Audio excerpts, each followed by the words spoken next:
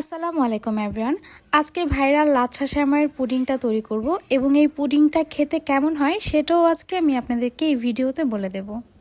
আশা করছি আমার এই রেসিপিটি আপনাদের খুব কাজে লাগবে এবং আমার রেসিপিগুলো যদি আপনাদের ভালো লেগে থাকে তাহলে প্লিজ আমার চ্যানেলটি সাবস্ক্রাইব করে বেল আইকনে ক্লিক করে রাখবেন। এতে করে পরবর্তী ভিডিওর আপডেটগুলো আপনার নোটিফিকেশনে পেয়ে যাবেন।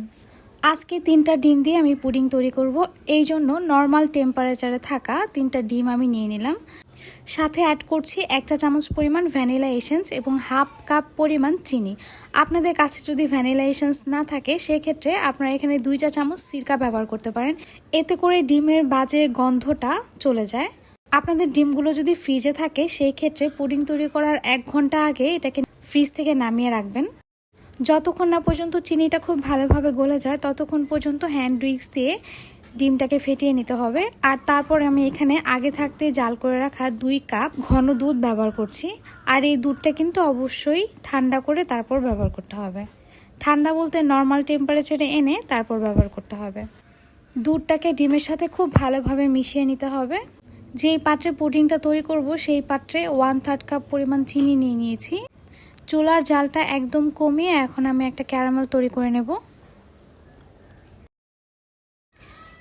ক্যারামেলের কালারটা একটু ডার্ক হলে পুডিংটা দেখতে কিন্তু সুন্দর হয়, তবে অতিরিক্ত ডার্ক করলে সেই ক্ষেত্রে পুডিংটা খেতে কিন্তু তিতা হয়ে যায়। আমি আমার মন মতো করে ক্যারামেলের কালারটা তৈরি করে নিয়েছি। এখন এটাকে ঠান্ডা হওয়ার জন্য রেখে দেব। ঠান্ডা হয়ে গেলে কিন্তু এটা সেট হয়ে যাবে। পাত্রের মধ্যে ক্যারামেলটা সেট হয়ে গেলে এখন ডিম আর দুধের যে মিশ্রণটা সেটাকে আমি একটা স্ট্রেনারের মাধ্যমে ছেঁকে দিয়ে দিচ্ছি। ছেঁকে দিলে পুডিংয়ের মধ্যে কোনো লাম্পস থাকবে না। এখন আমি এখানে অ্যাড করব লাচ্ছা সেমাই। এই লাচ্ছা সেমাইটা ঘিয়ে ভাজা। যদি লাচ্ছা সেমাইটা ঘিয়ে ভাজা না থাকে সেই ক্ষেত্রে বাটার অথবা ঘি দিয়ে লাচ্ছা সেমাইটাকে ভেজে নিতে হবে। আমি এখানে 1 কাপ পরিমাণ লাচ্ছা সেমাই ব্যবহার করেছি। লাচ্ছা সেমাইটা দেওয়ার পর একটা চামচের সাহায্যে খুব ভালোভাবে দুধের মিশ্রণের সাথে এটাকে মিশিয়ে দিতে হবে। পুডিংটা তৈরি করার জন্য আমি একটি পাত্রে পানি নিয়ে নিয়েছি আর তার মধ্যে একটি স্ট্যান্ড বসিয়ে দিয়েছি। এখন পুডিংয়ের মোলটা আমি পাতিলের মধ্যে দিয়ে এটাকে ঢাকনা দিয়ে ঢেকে দেব। মোলটার নিচে কিছু অংশ পানিতে ডুবে থাকবে এমনভাবে পানি দিতে হবে।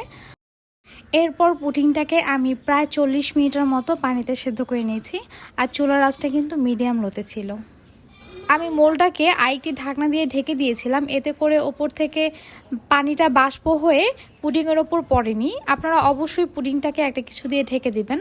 আমি একটি কাঠি দিয়ে চেক করে নিলাম পুডিংটা হয়েছে কিনা। এখন পুডিংটাকে নামিয়ে ঠান্ডা করে নেব এবং নর্মাল টেম্পারেচারে আসার পর আমি পুডিংটাকে 1 ঘন্টার মতো ফ্রিজের নর্মালে রেখে দেব এবং 1 ঘন্টা পর এখন এটাকে আমি আপনাদেরকে মোল্ড আউট করে দেখাচ্ছি। যে কোনো পুডিং তৈরি করার পর সেটাকে অবশ্যই নর্মাল ফ্রিজে রেখে 2 থেকে 3 ঘন্টার মতো এটাকে সেট করে নিতে হবে। আমি 1 ঘন্টা রাখার পরে পুডিংটা কিন্তু একটু ঠান্ডা হয়েছে এবং খুব ভালোভাবে সেট হয়ে গিয়েছে। আর দেখতেই পাচ্ছেন ওপরে কালারটা কত সুন্দর এসেছে। আমি কিন্তু পুডিংটাকে আর কাটছাট করে আপনাদেরকে দেখাচ্ছি না। অনেকেই ভিডিওতে পুডিংয়ের চারপাশ কেটে ছেটে খুব রিফ্রেশ করে তারপর শো করে, তবে আমি যেটা তৈরি করেছি সেটাই আমি আপনাদেরকে দেখিয়ে দিচ্ছি। এখন পুডিংটা কেমন হয়েছে সেটা বলার পালা। সত্যি কথা বলতে পুডিংটা খেতে খুবই মজা হয়েছে। বিশেষ করে যাদের পুডিং সহজে সেট হয় না, মানে সেদ্ধ করার পরও দেখা যায় পুডিংটা ভেঙে যায়, তারা কিন্তু লাচ্ছা সেমাই দিয়ে পুডিং তৈরি করতে পারেন। লাচ্ছা সেমাই দিয়ে পুডিং তৈরি করলে পুডিংটা খুব ইজিলি কিন্তু সেট হয়ে যায় আর এটা ভেঙে যাওয়ারও কিন্তু সম্ভাবনা থাকে না। পাশাপাশি এই পুডিংটা খেতেও কিন্তু ভীষণ মজা হয়। আশা করছি আমার এই রেসিপিটি আপনাদের সবার খুব ভালো লেগেছে।